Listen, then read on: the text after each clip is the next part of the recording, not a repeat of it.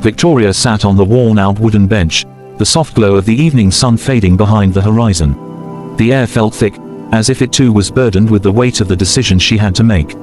Her hands were clasped tightly together, the skin pale from the grip. It had been a long day, filled with thoughts, questions, and the sinking feeling that nothing would ever be the same again. She could hear the distant sound of footsteps approaching, steady and deliberate. She knew who it was without even looking up. Robert. Robert had always been there for her, from the moment they met to the present day. His presence had been a constant in her life. When things were good, when things were bad, Robert was always by her side. But now, as she sat there, she felt an emptiness that she couldn't ignore. She felt torn, as if the weight of 1,000 decisions was pushing down on her heart, threatening to break her. The footsteps stopped just behind her, and she felt a gentle touch on her shoulder. She looked up, and there he was, Robert. His face was tired, his eyes filled with the same sadness that had been growing in her heart for weeks. He had always been a man of few words, but there was a tenderness in his gaze that spoke volumes. His love for her was undeniable, but now, it was as if love alone was no longer enough. "Victoria," he said softly, his voice carrying the weight of so many unsaid things. "We need to talk." She nodded slowly, her throat tight. She knew what he was going to say, and yet, she wasn't ready to hear it. It had been building up for days, weeks even. The distance between them had grown, not because they didn't love each other, but because life had forced them into a corner where one of them had to make a choice. "I know," she whispered, her voice barely audible. Robert sat down beside her, and for a moment, they both stared at the setting sun, as if hoping the silence could give them the answers they were too afraid to speak. The world around them seemed to grow quieter, as if the earth itself held its breath, waiting for the inevitable. "I don't want to lose you," Robert said, his voice breaking slightly. "But I can see it. You're not the same, and I don't know how to fix it." Victoria looked at him, her heart aching. He was right. She had changed, or rather, the circumstances of their lives had changed in ways they couldn't have foreseen. The love they once shared so freely had been replaced by something more complicated, more fragile. It wasn't that they had stopped loving each other, it was that life had demanded sacrifices that neither of them had been prepared for. "I'm sorry," she said, her voice trembling. "I never wanted it to be this way." "I know you didn't," he replied. "But sometimes, love isn't enough, is it? Sometimes, one person has to choose between themselves and the other." The words stung, but she knew they were true. She could feel the weight of the choice pressing down on her, suffocating her. She wanted to be everything to him, to make it work, but she had also realized that her own dreams, her own desires, had been slowly slipping away in the process. It was as if she had given so much of herself to him, to their life together, that she no longer knew who she was. Tears welled up in her eyes, but she refused to let them fall. "I can't keep pretending that everything's okay," she said, her voice barely above a whisper. "I've lost myself in this, in us." Robert's expression softened, and he reached out to take her hand, his touch warm and comforting. "Victoria," he said gently, "you haven't lost yourself, you've just forgotten who you are. And maybe I've forgotten who I am too." Victoria's chest tightened. She wanted to tell him that it wasn't too late, that they could still fix it, that they could still find their way back to each other. But deep down, she knew the truth. There were things that couldn't be undone, and there were choices that had to be made. "Maybe it's time for us to let go," she said, her voice breaking. Robert's face crumpled, and for the first time in what felt like an eternity, he looked vulnerable. "I don't want to let you go," he said softly, his eyes filled with pain. "But I know you're slipping away from me, and I don't know how to stop it."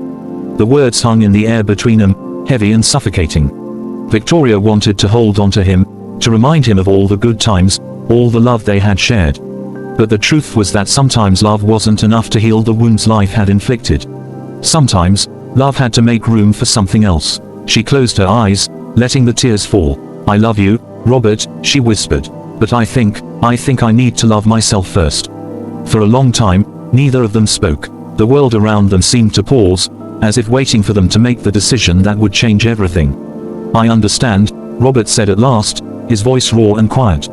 "But I want you to know, Victoria, that I will always love you. No matter what happens, you were my everything." She looked at him, her heart breaking for him, for them both. "And you were mine, Robert. You always will be." And then, in that moment of finality, she stood up. Slowly, hesitantly, she walked away. Each step felt like a weight lifting off her chest, but the ache of leaving him behind was almost unbearable.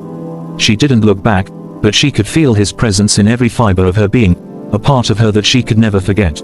As she walked away, the sky above her seemed to darken, the night closing in around her. The world felt empty, as if she had lost something precious. But even in the sadness, there was a strange sense of clarity. She had chosen herself. It wasn't an easy choice, and it wasn't a choice she had wanted to make. But sometimes, love required sacrifice, not just for the other person, but for yourself. And as she walked into the night, she knew that it would take time to heal, to find her way back to who she once was.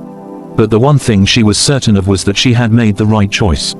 In the end, it wasn't about him or her, it was about both of them finding their way, even if it meant walking separate paths. Weeks passed, and the ache in Victoria's heart slowly began to fade, replaced by a quiet acceptance.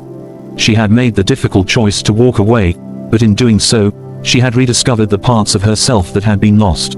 She remembered the girl she used to be, the one who had dreams, passions, and a sense of self that wasn't defined by anyone else. But even as she healed, a part of her still held on to Robert. She would never forget him.